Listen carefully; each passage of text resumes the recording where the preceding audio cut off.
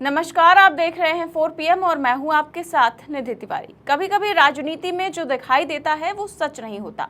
असली खेल अक्सर पर्दे के पीछे चल रहा होता है।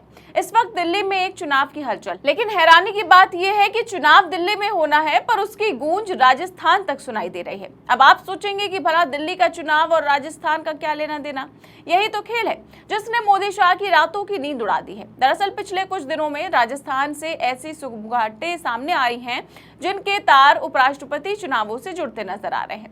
अब देखिए, दिल्ली में 9 सितंबर को उपराष्ट्रपति का चुनाव होना है और आमतौर पर उपराष्ट्रपति बड़ा साधारण सा चुनाव होता है। इसमें सिर्फ सांसद वोट डालते हैं, यानी लोकसभा और राज्यसभा के सदस्य। आमतौर पर यह चुनाव आराम से निकल जाता है। सरकार के पास नंबर गेम होता है, विपक्ष थोड़ा शोर करता है और कहानी खत्म। लेकिन इस बार तस्वीर अलग है। भाजपा इस बार ऐसे हड़बड़ाई हुई है जैसे चुनाव उपराष्ट्रपति का नहीं बल्कि प्रधानमंत्री का हो। दरअसल जब मोदी शाह का अच्छा टाइम चल रहा था तो वो जो भी कह देते थे ऊपर से नीचे तक वही बात मानी जाती थी। वो कभी किसी की सुनते नहीं थे। लेकिन आज के हालात अलग हैं। आज भाजपा को राजस्थान की सांसदों की अचानक मीटिंग बुलवानी पड़ रही है। उधर मोहन भागवत राजस्थान से ही मोदी और अमित शाह का बोरिया बिस्तरा बांधने की तैयारी में जुटे हुए हैं। तो क्या है राजस्थान से उपराष्ट्रपति चुनाव का डायरेक्ट कनेक्शन, बताएंगे आपको इस रिपोर्ट में। और साथ ही साथियों, मोदी शाह इस चुनाव को लेकर इतना बेचैन है, इस पर भी बात करेंगे। लेकिन सबसे पहले आप पत्रिका में छपी इस खबर को देखिए। लिखा है, उपराष्ट्रपति पद के लिए चुनाव, भाजपा ने राजस्थान के अपने सभी सांसदों को अचानक दिल्ली बुलाया। भाजपा ने विशेष सतर्कता बरतते हुए रविवार की बजाय शनिवार को ही सभी सांसदों को दिल्ली बुला लिया है। एनडीए के सांसदों को आगामी 3 दिनों में भाजपा के राष्ट्रीय अध्यक्ष और प्रधानमंत्री नरेंद्र मोदी की तरफ से रात्रि भोज दिए जाने की सूचना है। तो इस खबर से आपको अंदाजा हो गया होगा कि भाजपा उपराष्ट्रपति चुनावों को लेकर कितनी परेशान है। तभी तो भाजपा को डिनर डिप्लोमेसी करनी पड़ रही है। लेकिन इसकी जरूरत क्या है? जब भाजपा के पास पूरे नंबर हैं तो इस तरह की खुशामद क्यों करनी पड़ रही है? ध्यान दीजिए, खबर में लिखा है कि विशेष सतर्कता बरतते हुए। तो ये विशेष सतर्कता क्यों बरती जा रही है, खासकर राजस्थान से आने वाले सांसदों को लेकर? आप यकीन मानिए, पार्टी ने इतनी जल्दबाजी दिखाई कि रविवार का इंतजार तक नहीं किया, शनिवार को ही सबको दिल्ली बुला लिया गया। अब सवाल यह है कि जब बाकी सांसदों को रविवार को बुलाया गया है तो विशेषकर राजस्थान के सांसदों को शनिवार को बुलाने के लिए इतनी जल्दी क्या थी? क्या भाजपा के सांसद कहीं भाग जाने वाले थे, या फिर भाजपा आलाकमान को डर था कि कहीं उनके ही सांसद विपक्षी उम्मीदवारों को वोट ना करते? क्योंकि अगर सब कुछ ठीक ठाक होता तो प्रधानमंत्री और पार्टी अध्यक्ष को 3-3 दिनों तक अपने सांसदों को दावतें खिलाने की जरूरत ही क्यों पड़ती? इससे साफ जाहिर होता है कि भाजपा अपने ही लोगों पर भरोसा नहीं कर पा रही है और सबसे ज्यादा शक की निगाहें राजस्थान पर टिकी हुई हैं। दरअसल राजस्थान से भाजपा के 19 सांसद हैं, जिनमें से 14 लोकसभा से और 5 राज्यसभा से हैं।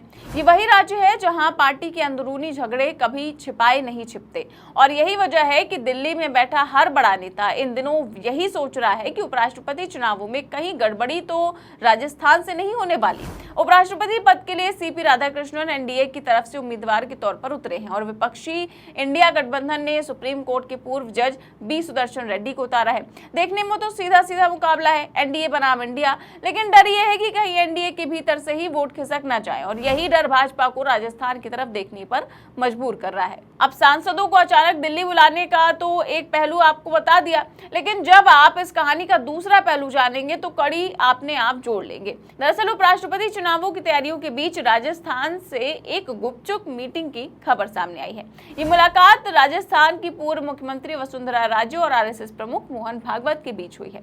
हिंदुस्तान में छपी इस खबर के मुताबिक मीटिंग बंद दरवाजे के पीछे हुई है, जिसमें 20 मिनट तक बातचीत हुई। मुलाकात की जगह थी जोधपुर का आदर्श विद्या मंदिर। अब दोनों के बीच क्या बातें हुई ये किसी को नहीं पता, लेकिन राजनीति में अक्सर चुप्पी भी बहुत कुछ कह जाती है।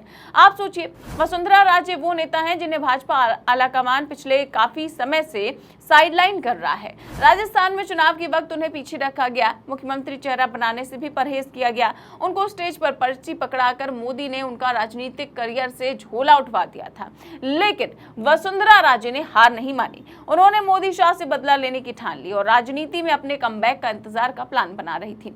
आपको याद होगा कि कुछ दिन पहले वसुंधरा राजे ने पिछले दिनों धौलपुर में बयान दे दिया था कि वनवास हर किसी के जीवन में आता है, लेकिन ये स्थायी नहीं होता। ये आता है और चला जाता है, बस धैर्य रखना चाहिए। अब ये बात अगर कोई आम इंसान कहे तो साधारण लगेगी, मगर जब वसुंधरा राजे जैसी नेता कहें तो इसका मतलब सीधा संदेश देना होता है, यानी उनका वनवास खत्म होने वाला है। और संयोग देखिए, इसी बयान के कुछ दिनों बाद वो जा पहुंची मोहन भागवत से मिलने। अब यहाँ से शक गहराने लगता है, क्या वसुंधरा राजे ने उपराष्ट्रपति चुनाव से पहले कोई इशारा कर दिया है?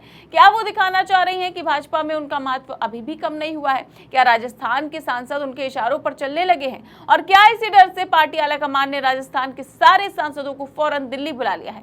क्या वसुंधरा राजे ने मोहन भागवत से हाथ मिलाकर मोदी को भी इस्तीफा की पर्ची पकड़ाने की तैयारी कर ली है? तो राजनीति में कुछ भी यूं ही नहीं होता।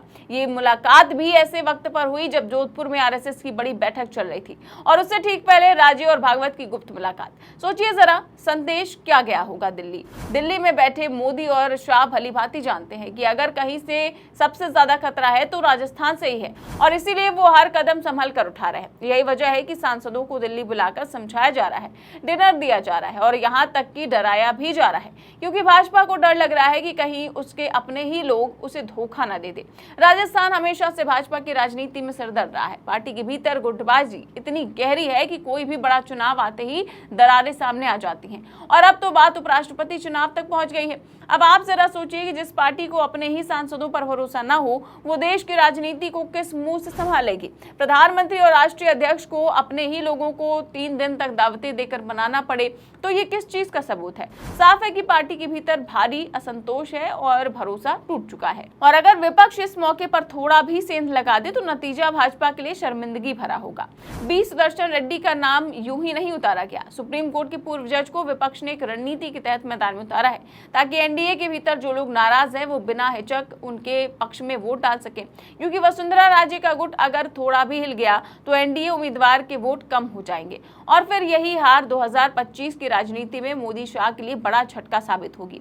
तो ये कहानी अब सिर्फ उपराष्ट्रपति चुनाव की नहीं रह गई है, बल्कि ये भाजपा की अंदरूनी कमजोरी की कहानी है। ये बताती है कि पार्टी अपने ही नेताओं पर कितना कम भरोसा करती है, और राजस्थान इस समय इस कहानी का की प्लेयर बन गया है। इस पूरे मामले को लेकर फिलहाल आप क्या सोचते हैं, हमें कमेंट बॉक्स में जरूर बताएं। चैनल को सब्सक्राइब भी करें और ज्वाइन भी करें। देश और दुनिया की तमाम बड़ी खबरें जानने के लिए देखते रहिए 4PM न्यूज नेटवर्क। नमस्कार।